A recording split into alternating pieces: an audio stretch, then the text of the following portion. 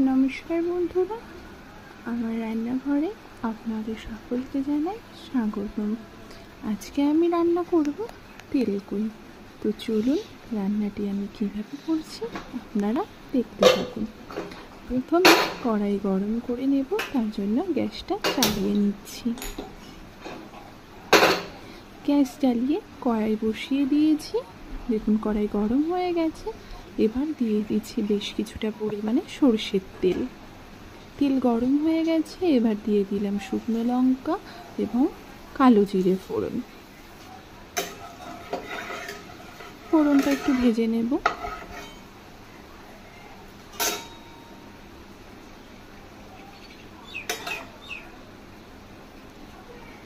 ফোড়ন ভাজা হয়ে গেছে, এবার জিরে, আদা, শুকনো লঙ্কা বেটে রেখেছি তাতে কিছুটা জল মিশিয়ে দিয়ে দিলাম।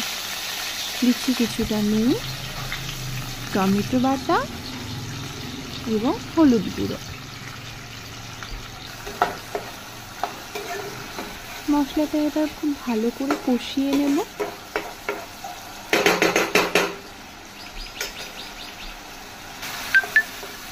মশলাটা তত সময় কষাবো যত সময় না মশলা থেকে তেল ছেড়ে আসছে এবং মশলাটা খুব ভালো করে ভাজা হয়ে যাচ্ছে।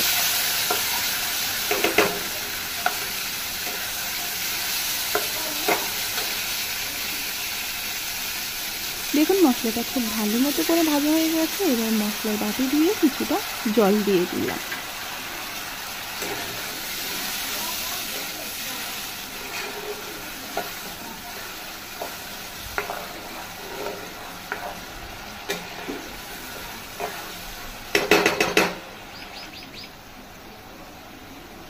আগে থেকে আমি কই মাছগুলো ভেজে রেখেছি, ঝোল ফুটে গেছে। এবার মাছগুলো ঝোলের মধ্যে দিয়ে দিলাম।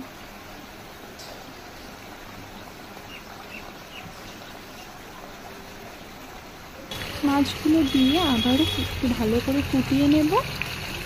দেখুন ওপরে তেল ছেড়ে আসছে। ওপর থেকে কয়েকটা কাঁচা লঙ্কা এবং বেশ কিছুটা পরিমাণে আবারও সর্ষের তেল দিয়ে দেব। তেলটা অবশ্যই কাঁচা তেল। তৈরি হয়ে গেছে আমার তেলকুই রান্না। ঢাকা দিয়ে গ্যাসটা বন্ধ করে দিলাম। সার্ভ করে নিয়েছি। এবার রান্নাটি আপনাদের কেমন লাগলো অবশ্যই আমাকে কমেন্টে জানাবেন।